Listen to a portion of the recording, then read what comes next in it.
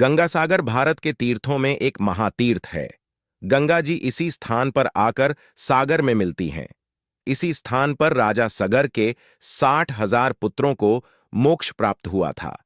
यहां मकर संक्रांति पर बहुत बड़ा मेला लगता है, जहां लाखों श्रद्धालु गंगा स्नान के लिए आते हैं। कहते हैं, यहां संक्रांति पर स्नान करने पर 100 अश्वमेध यज्ञ और 1000 गौएं दान करने का फल मिलता है। भारत की नदियों में सबसे पवित्र गंगा नदी है, जो गंगोत्री से निकलकर पश्चिम बंगाल में आकर सागर में मिलती है। गंगा का जहां सागर से मिलन होता है, उस स्थान को गंगा सागर कहते हैं। इसे सागर द्वीप भी कहा जाता है। यह स्थान देश में आयोजित होने वाले तमाम बड़े मेलों में से एक गंगा सागर मेला के लिए सदियों से विश्वविख्यात है। हिंदू धर्म ग्रंथों में इसकी चर्चा मोक्ष धाम के तौर पर की गई है, जहां मकर संक्रांति के मौके पर दुनिया भर से लाखों श्रद्धालु मोक्ष की कामना लेकर आते हैं और सागर संगम में पुण्य की डुबकी लगाते हैं। पश्चिम बंगाल के दक्षिण 24 परगना जिले में स्थित इस तीर्थ स्थल पर कपिल मुनि का मंदिर है, जिन्होंने भगवान राम के पूर्वज और इक्ष्वाकु वंश के राजा सगर के 60,000 पुत्रों का उद्धार किया था। मान्यता है कि यहां मकर संक्रांति पर पुण्य स्नान करने से मोक्ष का मार्ग प्रशस्त होता है। मान्यता है कि गंगा सागर की तीर्थयात्रा सैकड़ों तीर्थयात्राओं के समान है। हर किसी को यहां आना नसीब नहीं होता। इसकी पुष्टि एक प्रसिद्ध लोकोक्ति से होती है, जिसमें कहा गया है, सारे तीर्थ बार बार, गंगा सागर एक बार। हालांकि यह उस जमाने की बात है जब यहां पहुंचना बहुत कठिन था। आधुनिक परिवहन और संचार साधनों से अब यहां आना सुगम हो गया है। ऐसी मान्यता है कि आर्षि मुनियों के लिए गृहस्थ आश्रम या पारिवारिक जीवन वर्जित होता है, पर विष्णु जी के कहने पर कपिल मुनि के पिता कर्दम आर्षि ने गृहस्थ आश्रम में प्रवेश किया, पर उन्होंने विष्णु भगवान के समक्ष शर्त रखी कि ऐसे में भगवान विष्णु को उनके पुत्र रूप में जन्म लेना होगा। भगवान विष्णु ने शर्त मान ली और कपिल मुनि का जन्म हुआ। फलत उन्हें विष्णु का अवतार माना गया।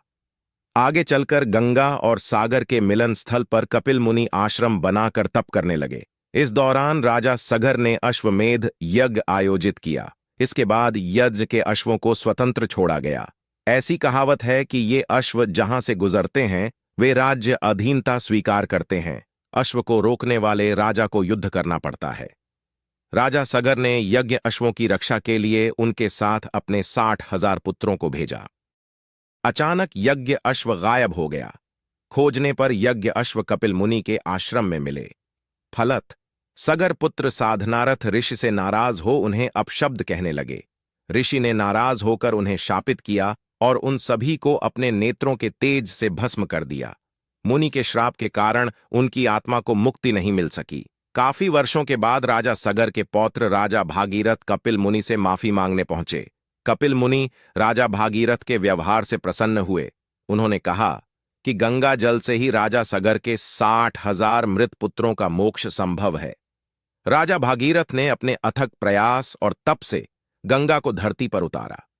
अपने पुरखों के भस्म स्थान पर गंगा को मकर संक्रांति के दिन लाकर उनकी आत्मा को मुक्ति और शांति दिलाई। यही स्थान गंगा सागर कहलाया। इसलिए यहां स्नान का इतना महत्व है। गंगा सागर मेला पश्चिम बंगाल में आयोजित होने वाले सबसे बड़े मेलों में से एक है।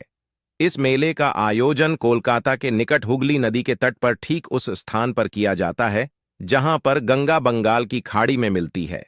इसीलिए इस मेले का नाम गंगा सागर मेला है। यह मेला विक्रमी संवत के अनुसार प्रतिवर्ष पौष मास के अंतिम दिन लगता है। यह मकर संक्रांति का दिन होता है। गंगा सागर मेला पश्चिम बंगाल में आयोजित होने वाले सबसे बड़े मेलों में से एक है। इस मेले का आयोजन कोलकाता के निकट हुगली नदी के तट पर ठीक उस स्थान पर किया जाता है, जहां पर गंगा बंगाल की खाड़ी में मिलती है। इसीलिए इस मेले का नाम गंगा सागर मेला है। यह मेला विक्रमी संवत के अनुसार प्रतिवर्ष पौष मास के अंतिम दिन लगता है। यह मकर संक्रांति का दिन होता है। सुंदरबन निकट होने के कारण गंगा सागर मेले को कई विषम परिस्थितियों का सामना करना पड़ता है। तूफान व ऊंची लहरें हर वर्ष मेले में बाधा डालती हैं, परंतु परंपरा और श्रद्धा के सामने हर बाधा बौनी हो जाती है। गंगा के सागर में मिलने के स्थान पर स्नान करना अत्यंत शुभ व पवित्र माना जाता है। गंगा सागर के संगम पर श्रद्धालु समुद्र देवता को नारियल और यज्ञोपवीत भेंट करते हैं। समुद्र में पूजन एवं पिंडदान कर पितरों को जल अवश्य अर्पित करना चाहिए। गंगा सागर में स्नान दान का महत्व शास्त्रों में विस्तार से बताया गया है। स्थानीय मान्यता अनुसार जो युवतियां यहां पर स्नान करती हैं, उन्हें अपनी इच्छानुसार वर तथा युवकों को स्वैच्छिक वधू प्राप्त होती है। अनुष्ठान आदि के पश्चात सभी लोग कपिल मुनि के आश्रम की ओर प्रस्थान करते हैं तथा श्रद्धा से उनकी मूर्ति की पूजा करते हैं। मंदिर में गंगा देवी, कपिल मुनि तथा भागीरथ की मूर्तियां स्थापित हैं।